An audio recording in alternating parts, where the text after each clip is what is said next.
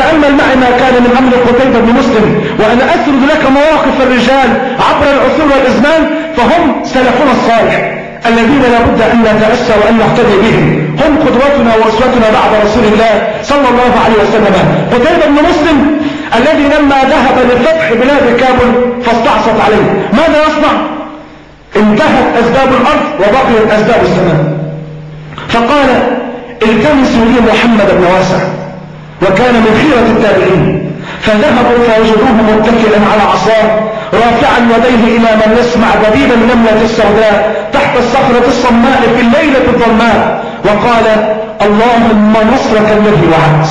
فعادوا وقالوا لقتيبة لقد وجدناه رافعا يديه إلى السماء يدعو، فقال قتيبة والله لأصبعي محمد بن واسع وهي تشير إلى السماء أحب إلي من 100,000 شاب طرير ومن 100,000 سيف شهيد. أجل الله وأعد الله للجبهة الفارسية سعد بن أبي وقاص رضي الله عنه وارضاه، الذي لما ذهب لملاقاة الفرس من أجل أن يعبدهم لله جل وعلا، فكان الفرس يملكون السفن فهربوا على تلك السفن، والمسلمون لا يملكون سفينة واحدة وهم معذورون أمام الله، فمن حقهم أن يرجعوا، لكن سعد بن أبي وقاص لم يرجع، بل وقف ونادى في الجنود وقال أيها الناس إني عزمت على أمر.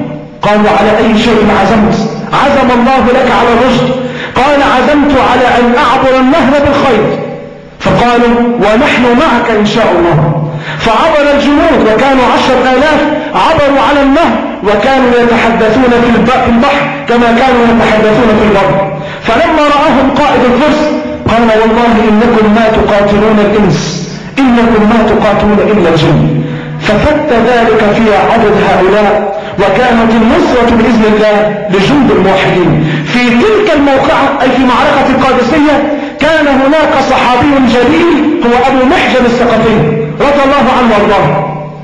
كان هذا الصحابي مبتلى بشرب الخمور، وجلد أكثر من مرة على عهد النبي وعلى عهد أبي بكر رضي الله عنه وارضاه، وفي عهد عمر ظل أيضا يشرب الخمر ويجلد، وجاء في ساحة الجهاد فشرب الخمر. وأنتم تعلمون أن الحدود لا تطبق في ساحة الجهاد، وإنما يؤجل تأجيل الحد، وإنما يؤجل تطبيق الحد إلى بعد الرجوع إلى البلاد مرة أخرى.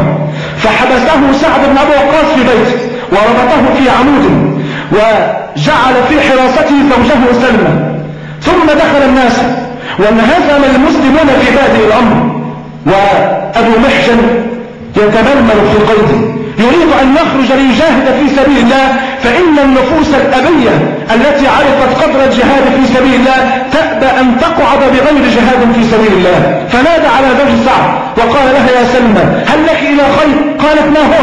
قالت تخلين سبيلي وتعينني البلقاء وهي فرس سعد بن أبي وقاص على أن أذهب وأجاهد، فإن سلمني الله عز وجل والله لأعودن ولأضعن رجلي مرة أخرى في القيد. قالت ما لي بذلك من حين، ما أستطيع. فذهب مرة أخرى يستغيث وقال وهو ينشد تلك الأبيات كفى حزنا أن ترتدى الخيل بالقمم وأترك مجدودا علي وثاقيا، إذا قمت عن نار الحديد وغلقت مصارع دوني قد تصم المنادية، وقد كنت ذا مال كثير وإخوة فقد تركوني واحدا لا أخا لي، فلله عهد لا أخيس بعهده لئن فرجت ألا أزور الحوالية. فلما سمعت سلمى تلك الكلمات التي خرجت من قلبي قالت إذن فما هناك من بد، فخلت سبيله وأعارته البلقاء، فدخل وتلثم حتى لا يعرفه أحد، ودخل على ميمنة الجيش فهدهم هدا، دخل على ميسرة الجيش فهدهم هدا، ثم دخل في وسط الصفوف فهدهم هدا، وانتهت الموقعة بنصرة الموحدين بفضل الله جل وعلا. وعاد أبو محجن مرة أخرى ووضع رجليه في القيد، فجاء سعد بن أبي وقاص فقال له سلمى زوجه ماذا صنعتم يا سعد؟ قال والله لقد لقينا من أعداء الله ما لقينا حتى سخر الله لنا جندا والله ظننت أنه ملك من السماء جاء وهد الجيوش هدا، فكانت النصرة لجند الله جل وعلا. والله لولا أني أعلم أن أبا محجن في القيد لقلت إنه أبو محجن. فقالت له والله إنه لأبو محجن. فبكى سعد بن أبي وقاص وقال يا أبا محجن والله إني لأرجو من الله عز وجل ألا أجلدك على الخمر بعد اليوم.